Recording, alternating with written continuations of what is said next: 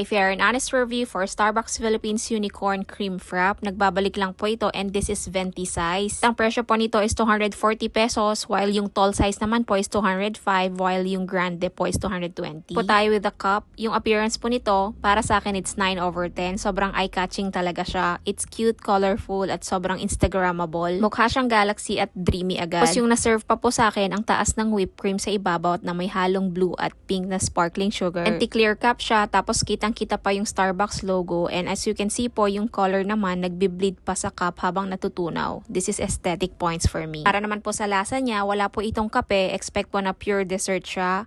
Fruity, milky at sobrang tamis niya talaga. Yung base naman po niya parang berry pink syrup tapos yung blue pink sugar sa ibabaw may konting asim para hindi siya puro tamis. Para naman po sa texture niya, makapal, icy at creamy yung frap base. Fluffy pa yung whipped cream. May konting crunch galing sa sprinkles. Value for money, worth it naman siya kung one-time experience lang. Kung araw-araw, medyo mahal na siya para sa akin kung puro tamis lang. Overall, kung mahilig ka sa matamis at gusto mo ma-experience ulit yung hype ng unicorn drink, try mo siya. Thank you so much guys for watching and I will see you on my next one.